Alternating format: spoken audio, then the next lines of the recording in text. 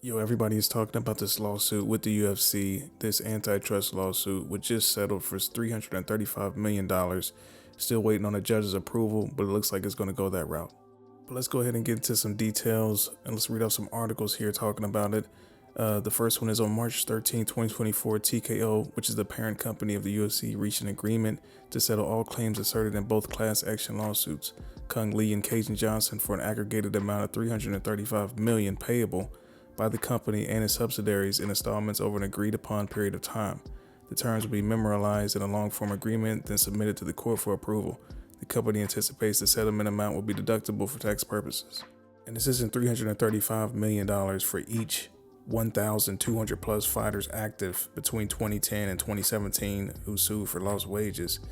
This is $335 million divided up between all of them, and it's not going to be evenly distributed either. According to Area Hawani, there's many factors that go into how much they get. New York Times article states the settlement avoids a costly trial which was set to start in a month for the UFC and also eliminates the risk that a judge could have imposed remedies that might have upended the industry's business model. In addition to monetary damages, the fighters had sought changes like a ban on long-term contracts, which would have given them more power and could have made it easier for potential challengers to the UFC to arise. If the UFC had lost the suit, it's possible that it could have been forced to pay the fighters almost $5 billion. At an evidentiary hearing in 2018, one expert for the plaintiffs said fighters had been deprived of $1.6 billion in pay, and in antitrust cases, damages are tripled. So why did they settle? Why didn't they just keep going? Well, according to Nathan Quarry, who has been very instrumental in preceding both the antitrust lawsuit and Ali Act efforts, had this to say about today's news. He says, "Thanks for asking. Right now, there's a lot I can't say. With that, moving forward, this way seemed to be the best option. No, we didn't get everything we wanted. Our goal all along was to change the sport. However, we had quite a few delays that we had to deal with.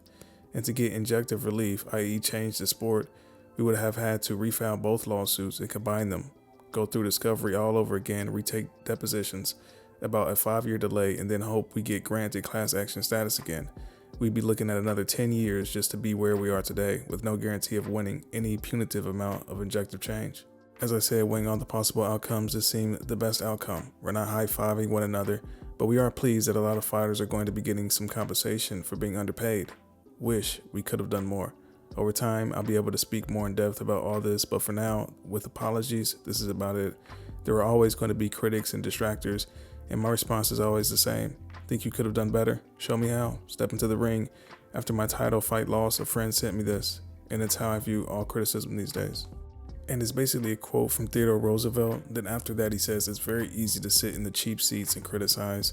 Once you step into the ring, once you taste your own blood, your whole world changes and you're a little more understanding of those who attempt greatness, even when they fall short."